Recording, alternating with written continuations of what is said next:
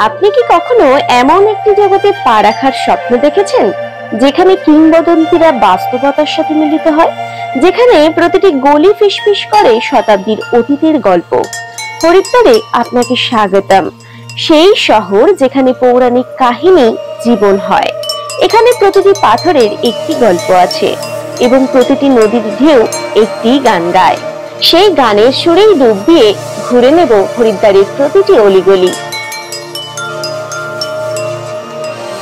High বন্ধুরা, good morning. তো আজকে আমাদের হরিদ্বার ভ্রমণের প্রথম দিন। আমরা একদম বিড়লা ঘাটের সামনেই রয়েছি। তা আমরা এখন হাঁটতে হাঁটতে কোনো বিড়লা ঘাটে যাবো। তো আমরা যে হোটেলে ছিলাম, এই যে বিষ্ণু ভবন দেখা যাচ্ছে, তো বিষ্ণু ভবনের ঠিক অপোজিটে কিন্তু আমাদের হোটেল, খুবই কাছে। তো এখান থেকে আমরা এলাম, আর এই হচ্ছে বিড়লা ঘাট, অপোজিটেই রয়েছে বিড়লা ঘাট। আর তার এই রাস্তার মাঝখানে, রাস্তাটাকে ডিভাইডেড করছে, একদিকে আসা আর একদিকে যাওয়া, তার মাঝখানেই রয়েছে একটা বিশাল বড় ত্রিশূল। প্রথমেই পড়বে মা গঙ্গা দেবীর মন্দির।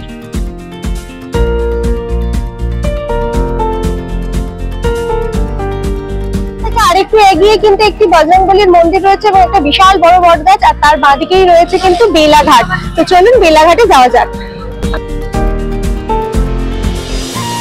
তো এই বিড়লা ঘাটে নামতেই দেখতে পেলাম চঞ্চলা গঙ্গার অপরূপ বয়ে চলা। তো এখানে কিন্তু গঙ্গা স্থির নেই, প্রবাহমান এবং খুব দ্রুত গতিতে কিন্তু বয়ে চলেছে। তো দারুণ দৃশ্য আমরা কিন্তু উপভোগ করলাম প্রথমেই।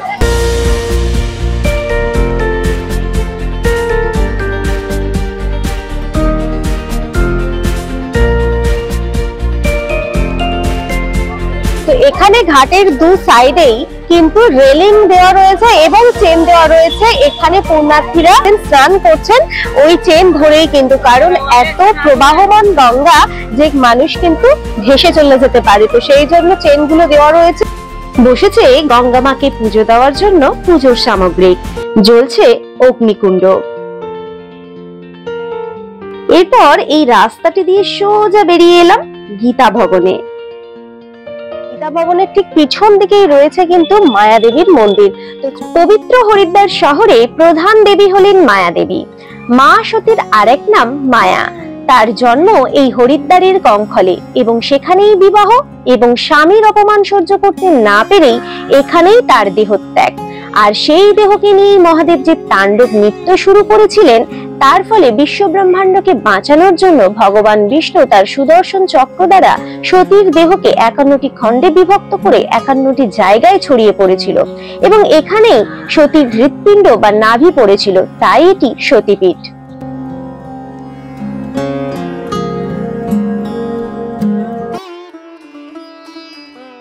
তো ভোলাগিরি রোড ধরে আমরা এখন হাঁটতে হাঁটতে যাচ্ছি হরকিপৌরির দিকে। আর যাওয়ার পথে পড়লো দু সাইডে রাস্তারই দাদা বৌদির হোটেল আর কি। তো এখানে আবার লেখা আছে ব্যারাকপুর শাখার হোটেল এটা আর কি। তো দু সাইডেই কিন্তু দাদা বৌদির হোটেল আছে, তো আপনারা যারা লাঞ্চ করতে চাইছেন করে নিতে পারে। তো আমরা এখন যাব হরকিপৌরির দিকে। বিড়লা ঘাট থেকে স্টার্ট করেছিলাম, এখান থেকে দেখা যাচ্ছে বিড়লা ঘাট, তারপর কিন্তু বিষ্ণু ঘাট, আর এখন আমরা দাঁড়িয়েছি রামঘাট, আর এর পরে রয়েছে হচ্ছে গৌঘাট।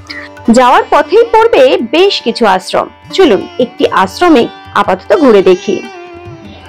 এখানে এরকম অনেক আশ্রম রয়েছে যাদের প্রাইভেট ঘাট রয়েছে।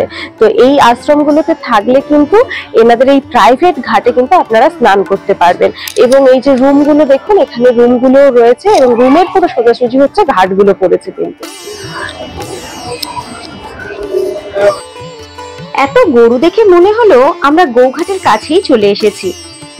ঠিকই ধরেছি, এখানে শ্রাদ্ধ শান্তি বা বাৎসরিক কাজ কিন্তু অনেকেই করছেন। তো এই গৌঘাটের রাস্তায় কিন্তু আপনারা অনেক দোকান পেয়ে যাবেন, খাবারের দোকানও পেয়ে যাবেন। এখানে খাবার বলুন আর কেনাকাটা বলুন, কোনোটারই অভাব নেই কিন্তু, প্রচুর দোকানপাট।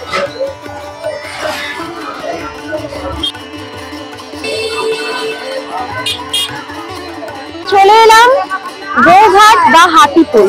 এখানে দুটো হাতির মুখ রয়েছে, এই যে ব্রিজটা রয়েছে সেখানে কিন্তু হাতির মুখ রয়েছে। তো এটা হাতিপুল বা গৌঘাট। গোজনিত পাপ বা গোহত্যার পাপ থেকে মুক্তি পেতে এই ঘাটে কিন্তু অনেকেই স্নান করছে, প্রচুর ভিড় আছে কিন্তু এই ঘাটটাতে। কে কখন কোন পাপ করে নিজের অজান্তে কেউ জানে না। তো যাই হোক, এই পবিত্র ঘাটে স্নান না করতে পারি, গঙ্গার এই পবিত্র জল স্পর্শ করি, মাথায় ছিটিয়ে নিয়ে চলুন।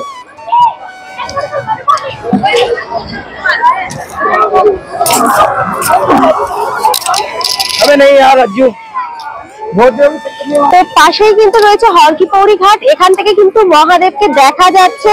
তো আর কিছুক্ষণ ওখানে কিন্তু আমরা এরপর যাব। সবসময় হেঁটে আসার চেষ্টা করবেন, কারণ এই রোড দিয়ে বাঙালি, বিহারি, গুজরাটি, পাঞ্জাবি, মারোয়ারি বিভিন্ন ভাষার লোকে মিলেমিশে এক একটা, তাহলে এইসব অ্যাটমসফিয়ার গুলো বিভিন্ন ঘাটগুলোকে আপনারা দর্শন করতে পারবেন। এটা হচ্ছে নাইঘাট, আর দুই পাশে রয়েছে কিন্তু গৌরীঘাট।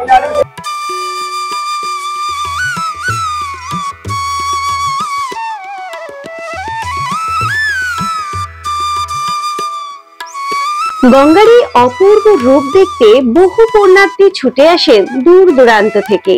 আমরা এখন চলে এসেছি হরকিপৌরি ঘাটের কাছে। হরকিপৌরি ঘাটটার তাৎপর্য হচ্ছে ভগবান বিষ্ণু এখানে প্রথম কিন্তু স্বর্গ থেকে মর্তে পা রেখেছিলেন, তাই এই জায়গার নাম হয়েছে হরকিপৌরি ঘাট। তো এই হরিদ্বারের নামের পিছনে রয়েছে এক তাৎপর্য। যেহেতু এখানে 4 ধামের মধ্যে এক ধাম বদ্রীনাথ যেটা হয়, তাই একে হরিদ্বার বলা হয়।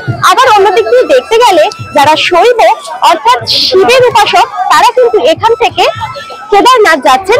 আমরা কিন্তু তাই একই সাথে বলতে পারি হরিদ্বার বা হরিদ্বার, দুটোই কিন্তু ঠিক, কোনোটাই কিন্তু ভুল না।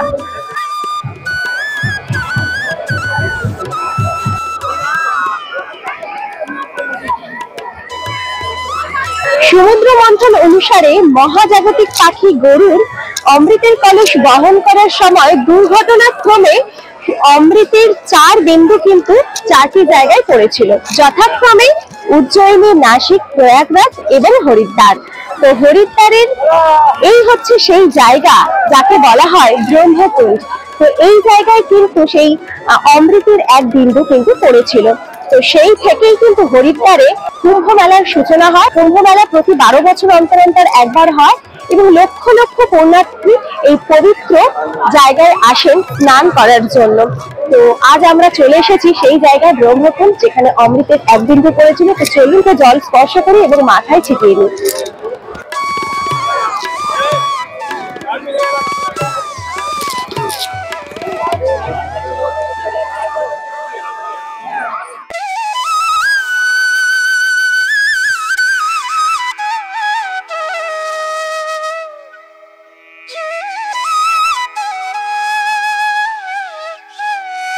এখানে রয়েছে বেশ কিছু মন্দির, চলুন ভগবানকে দর্শন করি। এরপর এই গেট দিয়ে বেরিয়ে কিছুটা এগিয়ে যাওয়ার পর ডান দিকে পড়বে মা মনসা দেবী মন্দিরে ওঠার রোপওয়ে। তো মনসা দেবী, চণ্ডী দেবীর মন্দিরে ওঠার জন্য রোপওয়ে কাউন্টারে এতটাই ভিড়, প্রচুর ভিড়। তো ওয়েটিং 1 ঘন্টা, তো 1 ঘন্টা দাঁড়াতে হবে, তারপরে রোপওয়েতে উঠতে হবে এবং যেতে এবং আসতে 2 ঘন্টা টাইম লাগবে। তাহলে অনেকটা সময় নিয়ে নিচ্ছে। এবং চণ্ডী দেবীর মন্দিরে হয়তো আজকে নাও হতে পারে, সেটা আবার কালকেও হতে পারে। তাই আমরা ঠিক করলাম কাটবো না, আমরা পায়ে হেঁটেই যাবো। যেহেতু এতক্ষণ 1 ঘন্টা যদি এখানেই বসতে হয়, তো 1 ঘন্টা নিজেদের পা চালিয়ে চলে যাই না মনসা মন্দিরে। তো চলুন যাওয়া যাক।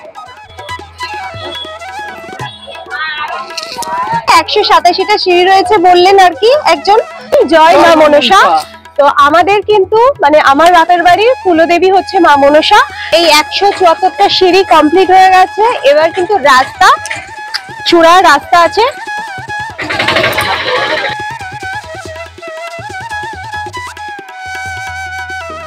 আমরা হাঁটতে হাঁটতে উঠছি, তা খুব একটা কষ্ট হচ্ছে না, যেরকম একটু খারাপই কষ্ট হয় সেরকম। তো সিঁড়িপথ কিন্তু বেশি কষ্ট হয় আমার মনে হয়। তো এরকম রাস্তা হ্যাঁ কষ্ট হচ্ছে না যে একেবারে তা নয়, হয় কিন্তু তুলনামূলক কম। ফল তো অনেক দেখেছি, তবে এই ফলটা দেখিনি। তো জিজ্ঞাসা করলাম, এটা বলছে রাম ফল। রাম ফল কি আছে? हाँ? ये राम जी ने खाया था 14 साल वनवास। ये की मीठा खट्टा मीठा। ব্যাস ব্যাস ব্যাস ব্যাস। তো রামজি নে ছোটবেলায় খেয়েছে বললো, তো আমি এখন খাই বড়বেলায়। এই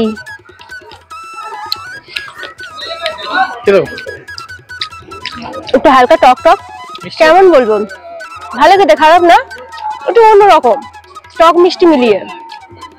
ভালো, খারাপ না। আমাকে একটু দাও। খাও।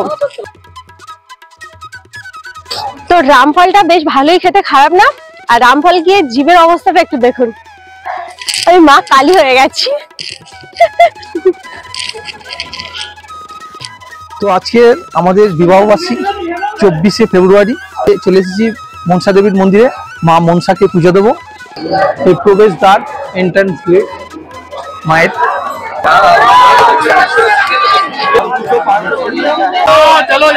জয় মা মনসা, জয়।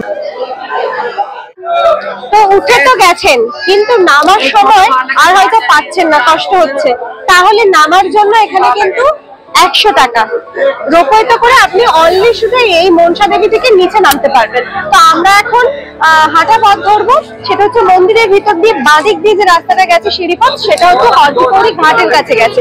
তো আমরা যেহেতু সন্ধ্যা আরতি দেখবো, তাই এখন আমরা ওই পথ ধরবো, চলুন। তো এই পায়ে হাঁটার রাস্তা এখানে দিয়েছে, এখানে কিন্তু 832টা সিঁড়ি আছে। তো এটা নামতে গিয়ে আমাদের এই পা গুলো ব্যথা করছে, উঠতে গেলে কিন্তু মানে ভীষণ ভীষণ অসুবিধা হবে। এই রাস্তাটা একদমই ধরবেন না, নামার সময় আসতে পারেন কিন্তু যাওয়ার সময় নয়। যাওয়ার সময় আমরা ঠিক যেভাবে গেছি, ওই যে রাস্তাটা রয়েছে, যে টাওয়ারটা দেখা যাচ্ছে, তার পাশ দিয়ে রোপওয়ের টিকিট কাউন্টার রয়েছে। রোপওয়ের টিকিট কাউন্টারের ঠিক ডান দিকটা নিয়ে বাঁদিকে উঠে গেলে ওখানেও লেখা আছে মনসা দেবী যাওয়ার রাস্তা। এরপর সন্ধ্যা হওয়ায় সন্ধ্যা আরতি দেখব হরকিপৌরি ঘাটে।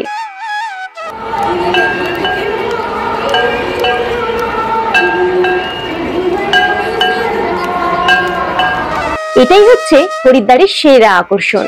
লক্ষ লক্ষ পুণ্যার্থী এই পবিত্র আরতি দেখার জন্য একত্রিত হয়েছে।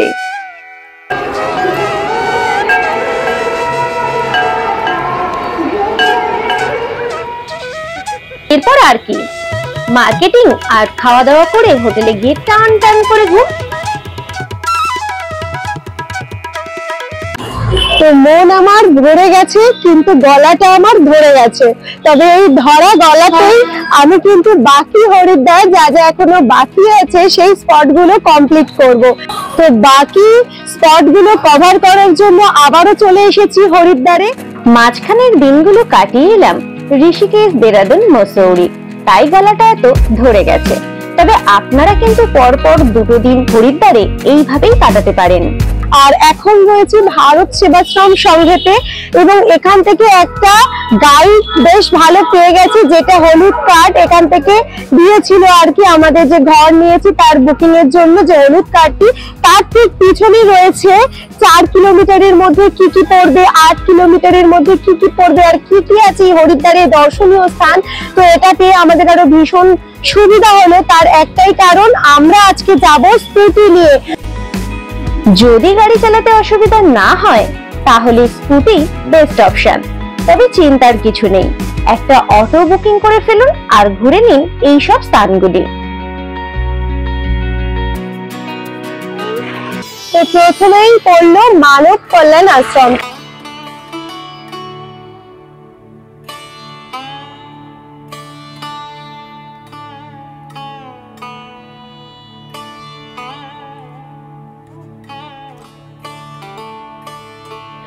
সম্পদ জলে ঢেউয়ের মতো চঞ্চল, যৌবন থাকে মাত্র 3-4 দিন, আর বয়স শরতের মেঘের মতন বিলীন হয়ে যাচ্ছে। তাই টাকা দিয়ে কি লাভ, অন্যের ভালো করুন। এটা আমার কথা নয়, এটা এখানে বাণী। এখানে দেওয়ালের চারিদিকে ওয়ালে বিভিন্ন বাণী হিন্দিতে রয়েছে। তো এই বাণীগুলো পড়ুন, ভিতরের অন্তর থেকে ভীষণ ভীষণ ভালো লাগবে। এবং এখানে মন্দিরে ভগবান দর্শন করুন। মহাদেব অর্ধনারীশ্বর, মানে অর্ধেকটা মহাদেব আর অর্ধেকটা মেয়ে বা পার্বতীর রূপ। তো আসুন দর্শন করুন, ভীষণ ভালো লাগবে আশ্রম।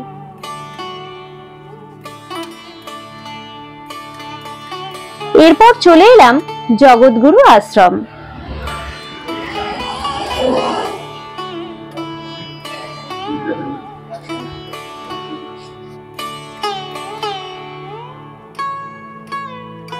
তো হনুমান যে রাম সেতু বানানোর জন্য যে পাথর ব্যবহার করেছিল সেই পাথর কিন্তু এখানে রয়েছে ভাসমান অবস্থায়।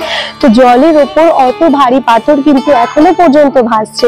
সেতু বানিয়েছিল পার হওয়ার জন্য, তো সেই তোর এখানে রয়েছে, দর্শন করলাম, ভীষণ ভালো লাগলো।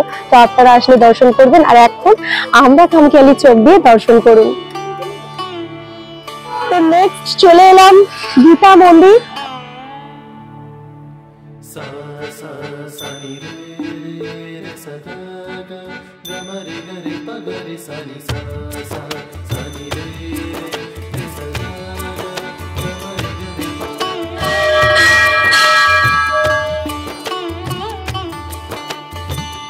এই কঙ্খলের সাইডে কিন্তু প্রত্যেকটা আশ্রম বা মন্দিরই কিন্তু পরপর করে, আর খুব একটা দূরত্ব নেই, তাই স্কুটি নিয়ে একদম অনায়াসে একটার পর একটা করবে। আমরা চলে এলাম এখন হরিহর আশ্রমে। মানে আশ্রমিক পরিবেশ কিন্তু এখন দারুণ দারুণ। হরিহর আশ্রমে কিন্তু ঢুকতেই একটা গাছ দেখা যাচ্ছে, যে গাছটা, এই গাছটা কিন্তু একমুখী রুদ্রাক্ষ গাছ। এই যে গাছে এই যে একদম রুদ্রাক্ষ ফল হয়ে আছে কিন্তু, আর এই গাছের কাছে কিন্তু অনেকগুলো শিবলিঙ্গ রয়েছে, ভীমাশঙ্কর, বৈদ্যনাথ, ওঙ্কারেশ্বর, মহাকালেশ্বর, বিভিন্ন। শ্রী পরমেশ্বর মহাদেব মন্দিরে দর্শন করতে ঢুকছি।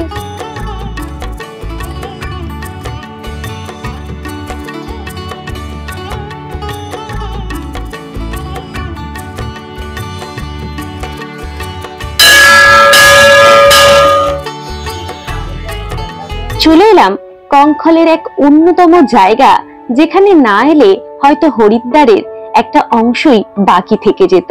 ভালোবাসায় মোড়া এই স্থান, যা প্রকাশ করে পতি পত্নীর 7 জন্মের বন্ধনকে।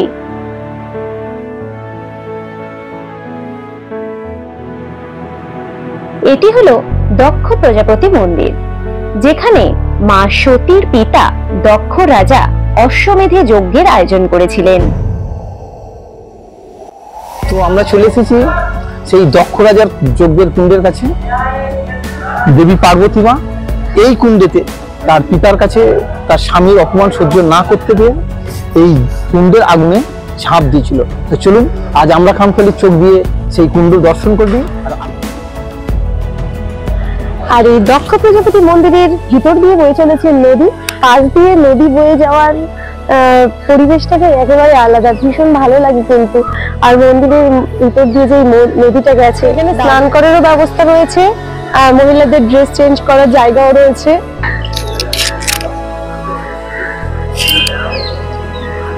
এবং পাশেই রয়েছে সতী মায়ের জন্মস্থান। এই পরিবেশটা একেবারেই আলাদা, যা মনে প্রাণে অন্তরে ভক্তির স্রোত আনে। মনে রাখতে হবে, এই স্থানে সতী জন্মেছেন, বড় হয়েছেন।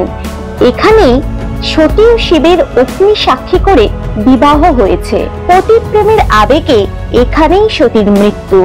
আবার সতীপতি শম্ভুর পত্নী প্রেমের চূড়ান্ত প্রকাশ তাণ্ডব এই কঙ্খলের মাটিতেই। তাই এখানে পতি পত্নী সতী মায়াদেবী ও ভৈরব দক্ষেশ্বর সমগুরুত্বেই সমান জনপ্রিয়। এরপর চলে এলাম সতী কুণ্ড, যে কুণ্ডর জলে স্নান করলে পতির আয়ু বাড়ে, কিন্তু বর্তমানে এখানে কোনো জল নেই। এরপর চলে এলাম রাম দরবার, আর এই রাম দরবারের পরে আছে পাবন ধাম। তো চলুন রাম দরবার ঘুরে দেখি।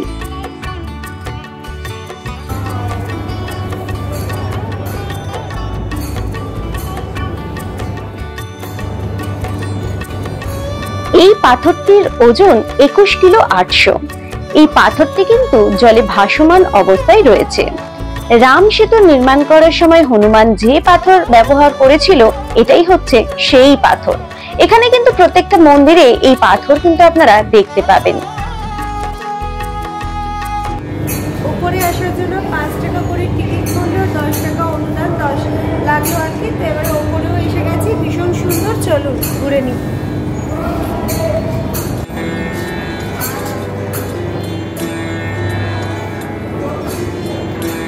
তো রাম দরবারের একেবারে পাশেই রয়েছে পাবন ধাম।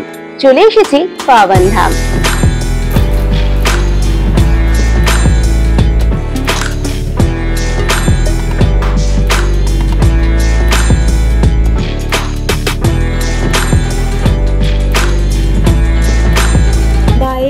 একটু ভালো করে তাকিয়ে দেখলে দেখা যাবে অনেক অনেক ভগবান, তো ভীষণই ভালো লাগে। ইন্ডিয়া টেম্পল, তারপরে আরেকটা আছে শিবানন্দ ধাম, পরপর আমরা দর্শন করব। ইন্ডিয়া টেম্পল আগে প্রবেশ করি, চলুন।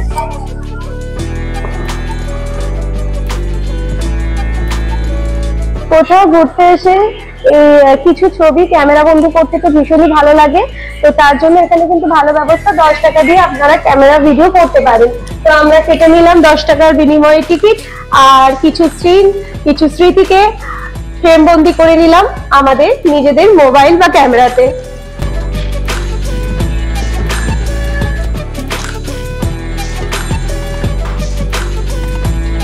এরপর চলে এলাম শিবানন্দ ধাম।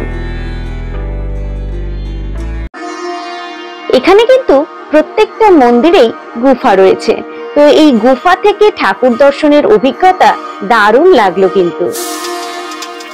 এরপর এলাম শ্রীকৃষ্ণ প্রণামী নিজধাম। চলুন নিজধামে দর্শন করি।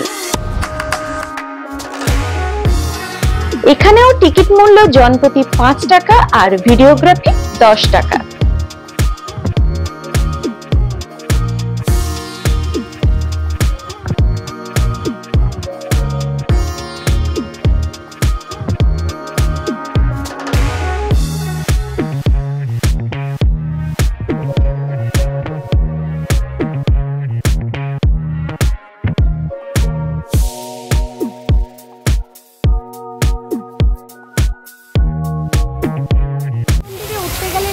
ব্যবস্থা রয়েছে, একেবারে 7th ফ্লোর নামিয়ে দেবে। এবার ওখান থেকে ঘুরতে ঘুরতে ঘুরতে হেঁটে হেঁটে নিচে নামতে হবে।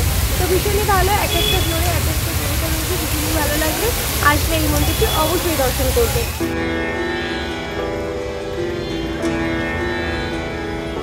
ভীমগদার পিছনে কিন্তু রয়েছে পৌরাণিক কাহিনী। তা হলো পাণ্ডবদের বনবাস কালে দ্রৌপদী তৃষ্ণার্ত হলে ভীম তখন তার পায়ের এই জায়গাটি এটা দিয়ে চাপ সৃষ্টি করেছিল, তার ফলে কিন্তু এই কুণ্ডের আবির্ভাব। এবং এই কুণ্ডে থেকে যে জল উঠেছিল তাতে দ্রৌপদী হচ্ছে তৃষ্ণা নিবারণ করেছিল। তো আজ সেই জায়গায় চলে এসেছি।